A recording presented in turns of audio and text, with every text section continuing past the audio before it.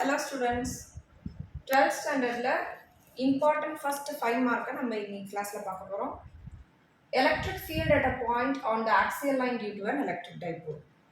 So axial line na for example ஒரு graph sheetல நம்ம இததான் axis னு சொல்லுவோம் இல்லையா? இப்போ நம்ம ஒரு பாயிண்ட் இதுல சூஸ் பண்ணிக்கிறோம். இன்னொரு பாயிண்டையும் இதே ஆக்சிஸ்ல சூஸ் பண்ணோம்னா இதுதான் என்னன்னு சொல்லுவோம்? It lies on the same axis னு சொல்லுவோம். அந்த மாதிரி ஒரே ஆக்சிஸ்ல லை ஆகக்கூடிய ரெண்டு வெவ்வேறு பாயிண்ட்ஸை நாம இந்த क्वेश्चनல ப்ரெஃபர் பண்ணிக்க போறோம். Let us take a charge minus q and another charge plus q which is separated by a very small distance 2a. அதுதான் டைபோல் மொமெண்ட் னு சொல்றோம். சரியா? ரெண்டு சார்ஜஸ் ரெண்டு ஈக்குவல் ஆனா opposite charges separated by a small distance 2a. அது dipole moment னு சொல்லுவாங்க. சோ இந்த சார்ஜஸ் லை ஆயிருக்கக்கூடிய அதே ஆக்சிஸ்ல நாம ஒரு பாயிண்ட ப்ரெஃபர் பண்றோம். let us consider that one as point p. சரியா? இந்த சென்டர் பாயிண்ட வந்து நம்ம O னு கன்சிடர் பண்ணிக்கலாம். இந்த சென்டர் பாயிண்ட் ஓல இருந்து இந்த Pங்கிற பாயிண்ட்கான டிஸ்டன்ஸை R னு கன்சிடர் பண்ணிக்கலாம். சரியா? சோ ஃபர்ஸ்ட் இந்த -q சார்ஜ்னால இந்த Pங்கிற பாயிண்ட்ல எவ்வளவு இன்ஃப்ளூயன்ஸ் இருக்கும், எவ்வளவு தாக்கம் ஏற்பட்டிருக்கும். அதே மாதிரி +q சார்ஜ்னால இந்த பாயிண்ட் P மேல எவ்வளவு இன்ஃப்ளூயன்ஸ் இருக்குங்கிறது தான் இந்த क्वेश्चनல நம்ம ஃபைண்ட் பண்ண போறோம். So first the electric field due to -q charge first find பண்ணலாம். electric field E1 which is due to -q charge. So first இத find பண்ணுவோம், which is E1 is equal to 1 by 4 pi epsilon naught into இது electric field ஓட formula 1 by 4 pi epsilon naught into charge என்னது -q divided by இந்த -q சார்ஜுக்கும் இந்த point P க்குமான டிஸ்டன்ஸை நம்ம measure பண்ணுவோம். But இப்போ நம்ம என்னென்ன தெரியும்னா இந்த சென்டர் பாயிண்ட் ஓக்கும் P க்குமான டிஸ்டன்ஸ் R அது நம்மளுக்கு தெரியும். சென்டர் பாயிண்ட் ஓக்கும் இந்த -q சார்ஜுக்கான டிஸ்டன்ஸ் என்னது A. ஸோ ஆரையும் ஏவையும் ஆட் அப் பண்ணா total distance between the charge -q ல இருந்து P தெரியும் இல்லையா? So the distance from -q charge and P is A plus R. So அது நான் R plus A the whole square எழுதிக்கிறேன். சரியா? So 1 by 4 pi epsilon naught into -q divided by R plus A the whole square.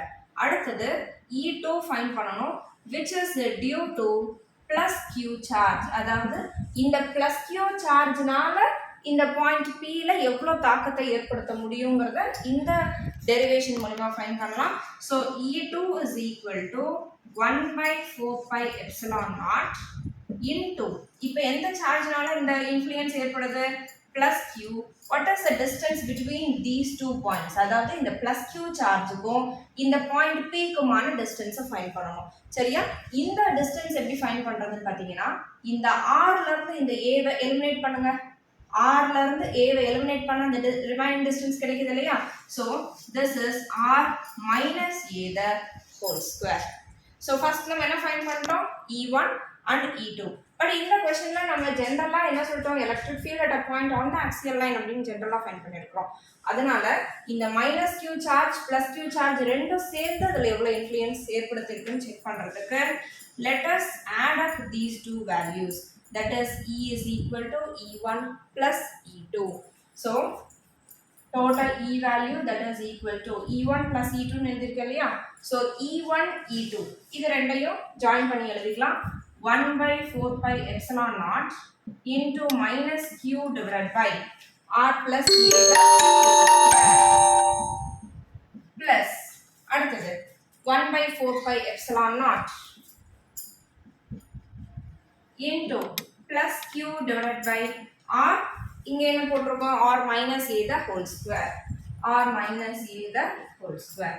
So இது ரெண்டுலையும் இது ஒரு term, இது கம்ப்ளீட்டா ஒரு டேர்ம், இது கம்ப்ளீட்டா ஒரு டேர்ம். இதுல காமன் டேர்ம்ஸ் என்னென்ன இருக்குன்னு பார்த்தீங்கன்னா இதுலயும் q இருக்கு, இதுலயும் q இருக்கு. So let us take this q outside from this bracket. அடுத்தது 4 pi epsilon naught, இங்கேயும் 4 pi epsilon naught இருக்கு, ரெண்டையும் வெளியே எடுத்துடலாம். 4 pi epsilon naught வெளியே எடுத்துறோம். ஸோ ரிமைனிங் என்னென்ன நம்மளுக்கு ரிமைனிங் எலமெண்ட்ஸ் இருக்குன்னு பார்த்தீங்கன்னா 1 by R minus A the whole square minus 1 by r plus a the whole square. So first என்ன பண்ணலாம், இந்த பாசிட்டிவ் டேர்ம் முதல்ல எழுதிக்கீங்க. 1 by r minus a the whole square. அடுத்தது minus 1 by r plus a the whole square. சொன்னது புரிஞ்சுதா? என்ன பண்ணிட்டோம், q வெளியே எடுத்துட்டோம், 4 pi epsilon naught வெளியே எடுத்துட்டோம். ஸோ மைனஸ் இங்கே கோஎஃபிஷியன்ட் என்ன மறைஞ்சிருக்கு, 1 மறைஞ்சிருக்கு. So minus 1 by r plus a the whole square. அதுதான் நான் இங்கே பின்னாடி எழுதியிருக்கேன், ஃபர்ஸ்ட் பாசிட்டிவ் வரணுங்கிறதுக்காக. அடுத்தது இங்கேயும் q வெளியே எடுத்துட்டோம், 4 pi epsilon naught வெளியே எடுத்துட்டோம், r minus a the whole square இங்கே இருக்கு. ஜஸ்ட் என்ன பண்ண போகிறோம், கிராஸ் மல்டிப்ளிகேஷன் பண்ணிக்க போகிறோம். So q by 4 pi epsilon naught into r plus a the whole square minus r minus a the whole square divided by, this is of the formula a square minus b square.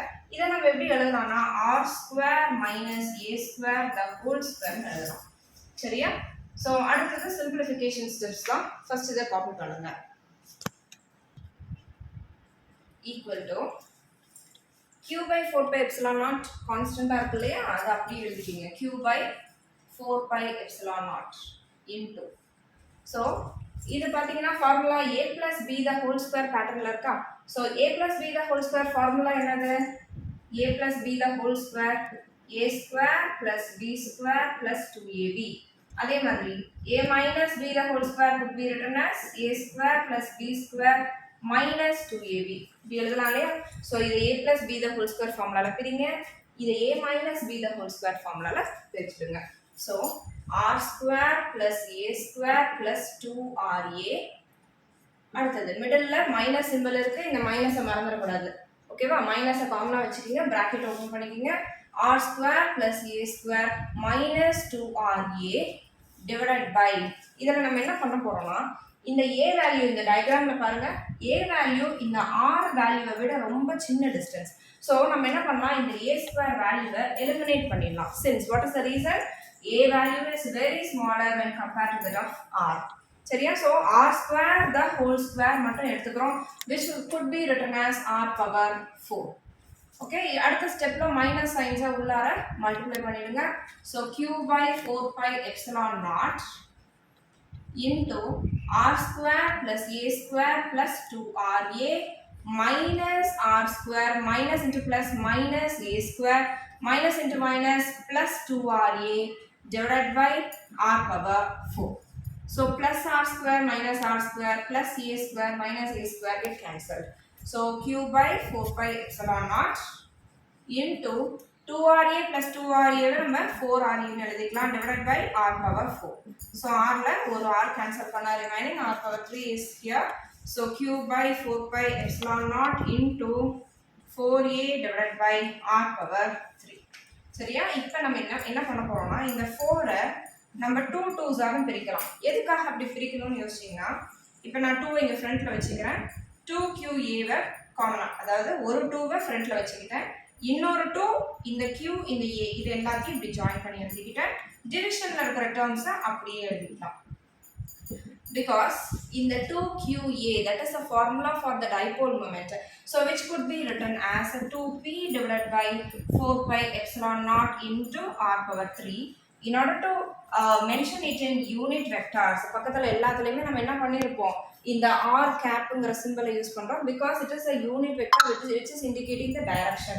So the total result electric field due to an axial line, what is the result means 1 by 4 pi epsilon naught into 2p divided by r cube into r cap. This is the net result value for this axial line question. So இது வந்து ஒரு important 5 mark question. First சாப்டர்ல எடுத்துக்கிட்டிங்கன்னா பர்டிகுலராக ரொம்ப important questions எல்லாம் இருக்குது, அதை மட்டும் நம்ம மீன் பண்ணி கரெக்டாக டெய்லி ப்ராக்டிஸ் பண்ணிகிட்டே வாங்க. 100% இந்த கொஷின்ஸ் எல்லாம் நான் இங்கே அப்லோட் பண்ணக்கூடிய கொஷின்ஸ் எல்லாமே உங்களுக்கு சென்டம் ஸ்கோர் பண்ணுறதுக்கான கொஷின்ஸை தான் நாங்கள் வந்து அப்லோட் பண்ணுறோம். So kindly note down students.